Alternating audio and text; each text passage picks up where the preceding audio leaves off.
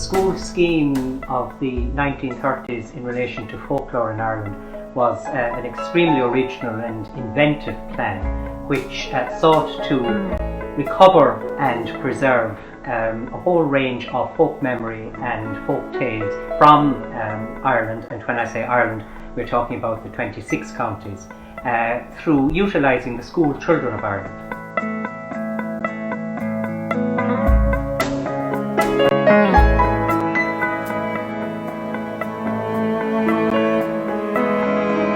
It is an extremely valuable historical source because it is based on oral history and very often the life experiences of the poor, the marginalised, people who didn't have power and therefore who generally don't find their way into official historical records.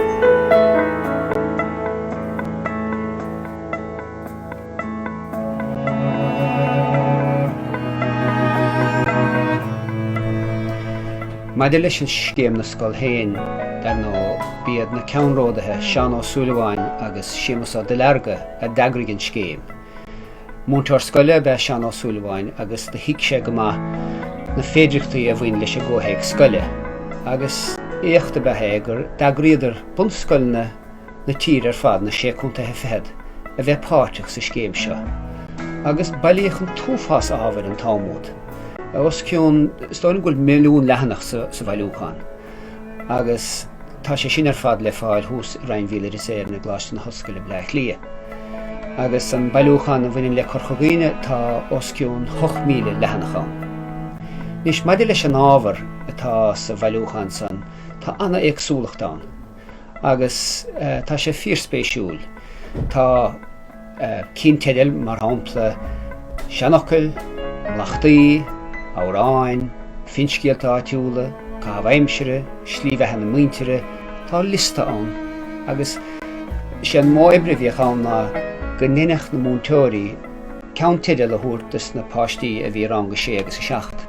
Agus bhíoch ar na lenaí dul bhaile agus ceisna chur ar a muintir mar gheall ar faois na cínteadal sin. Agus an sonór hagad sé scoil in na dhéag sin de scrídís eiste bunathe ar an ábhar san. Agus is sanna sanna tháinig an clúsa ar fad.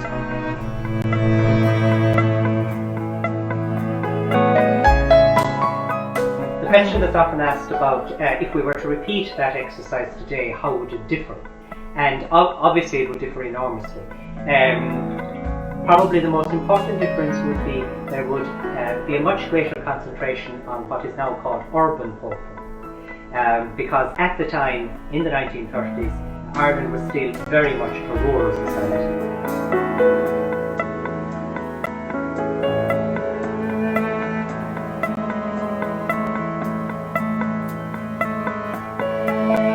Dá éireach libh aglamhachar duine san faisnéiseoirí a bhí rannpháirteach sa scéim seo, bheadh sé sin fíorspéisiúil.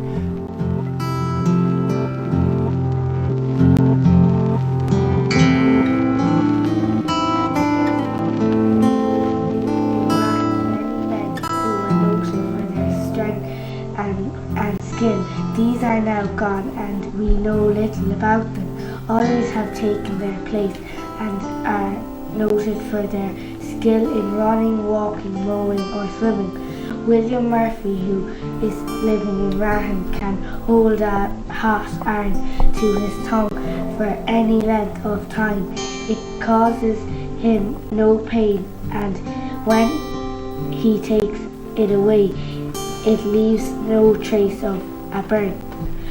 Edward Grennan of Rahan is a noted swimmer. Once he had the courage of jumping from the top of the canal bridge into the canal, and after diving a couple of times he swam out safely. This man, also John Dunn of Killina and Thomas Tyquin, who is a native of Blue Ball and who at present is living in Roscoe, are noted musicians. Edward Grennan plays the piano accordion. John Dunn is a great flute player, and Thomas Tyquin is a great melodeon player. Charles Scully is a noted singer. Happy Guy in Roscoe Blue Ball received from Thomas Dunn, Roscoe Blue Ball Tullamore.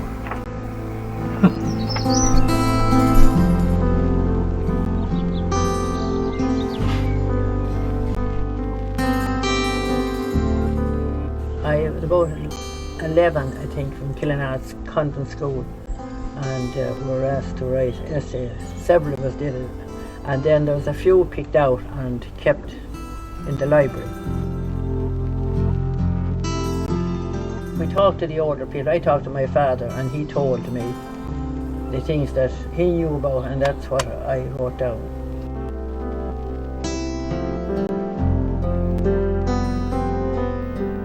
The school then was only a one-room school with one little fireplace in one end, and that's what the teacher, we had a fire there in the winter, and local people brought the bit of turf to keep the fire going, and that's where the teacher boiled the kettle to make her two teachers make their tea for lunchtime.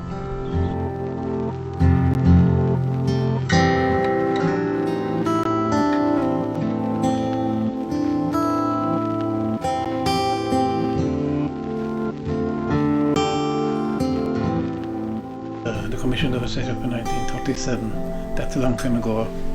I remember going out to neighbours' houses collecting folklore. They required it at the school at the time. And all my classmates were doing the same thing in the area around, probably all over the country. We gathered up a lot of stuff, all right, stories, but they're nearly all gone out of my head now though.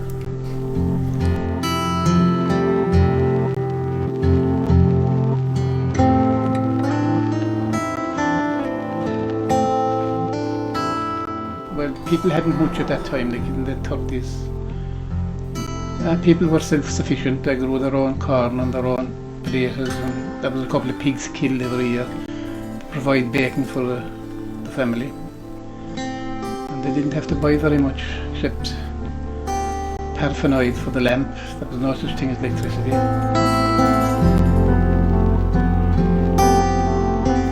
Yeah, funerals were very different long ago. It always started, of course, a week.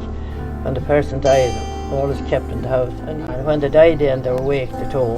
Neighbours would come in at night. The women would go in the daytime, pay their respects. The men would come at night because the quarter barrel would be home for that probably, or some kind of drink, and usually the quarter barrel. And there'd be then the clay pipes used to be given out. I don't know what that was for. But another thing used to be given out was snuff. The way some did that, you know.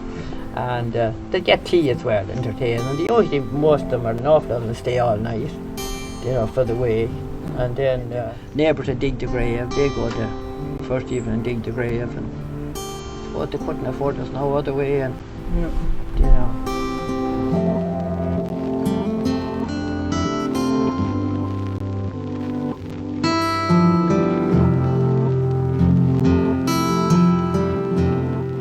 My father used to play music as well, and he was in a band when he was a young fella. There was a band here in Kildare.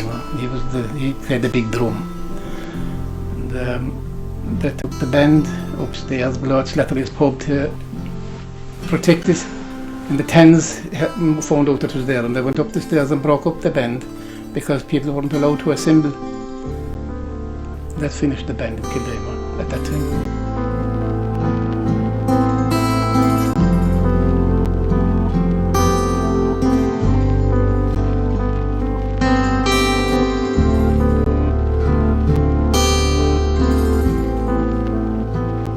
We have the Blessed Well back in Kilbredy, and there's St. Bridget's Well, and we have St. Bridget's Well down in Cartown. There are the two wells. Well, Kilbredy would be in Kilcornan. People come there anyway, like in St. Bridget's Day. There was a cure in Kilbredy, all right. A man was partially blind or nearly blind. He got back his sight. He's dead now though. That's a long time ago. And a lot of people came there since. They come from very far away to the well in Kilbredy.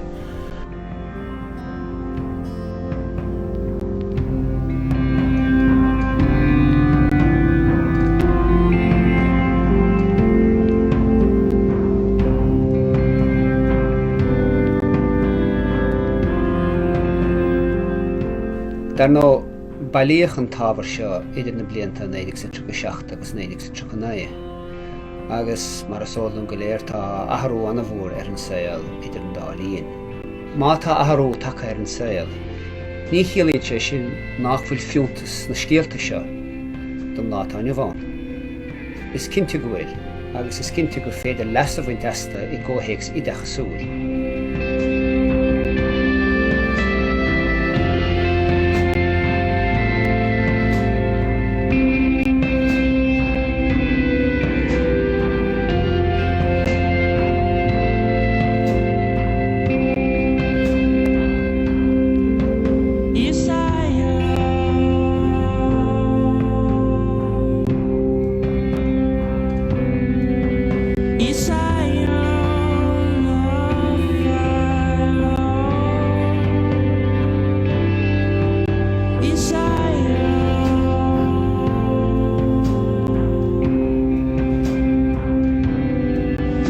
Yes,